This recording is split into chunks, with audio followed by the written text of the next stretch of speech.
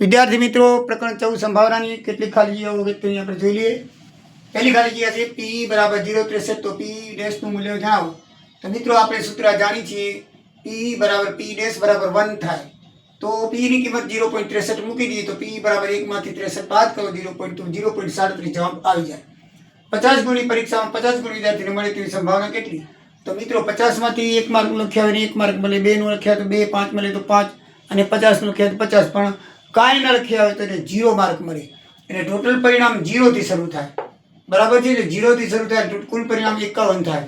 એમાં તમને 50 માર્ક મેળવવા કે 45 માર્ક મેળવવા કે 35, એનું પરિણામ હંમેશા એક જ થાય. કારણ કે 50 0 થી 51 માં 50 એક જ વખત આવે છે. એટલે કુલ પરિણામની સંખ્યા 51, 50 ગુણ મળવાની શક્યતા એટલા પરિણામો 1, તો પી બરાબર 1/51 જવાબ આવે. 100 ગુણની કસોટીમાં ભાવિકને 70 ગુણ મળવાની સંભાવના કેટલી? તો પરિણામોની સંખ્યા 0 થી 100 સુધી થાય એટલે 101, આપણે સમજાવી લીધું એમ. અને એમાં 70 ગુણ એક જ વખત આવે, માટે એની પણ પરિણામની સંખ્યા 1 એટલે 1/101 જવાબ આવે. મિત્રો 7PA બરાબર 3PA હોય તો PA બરાબર કેટલા? તો પૂર્વ ઘટનાનું સૂત્ર આપણે જાણીએ છીએ કે PA ડેશ આની જેમ હતી. PA ડેશ બરાબર 1 માંથી PA માઇનસ કરી, બરાબર છે?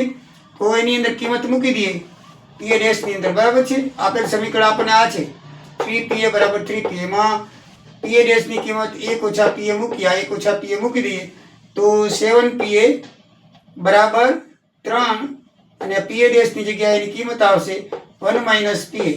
હવે જો આ 7PA એમને મળશે 3 ગુણ્યા 1 એટલે 3, 3 ગુણ્યા ઓછા PA એટલે ઓછા 3PA, ઓછા 3PA ને આ બાજુ લઈ આવો એટલે 7 પ્લસ 3PA થઈ ગયા, આ બાજુ 3 રહે, 7PA ને 3PA 10PA થાય બરાબર 3.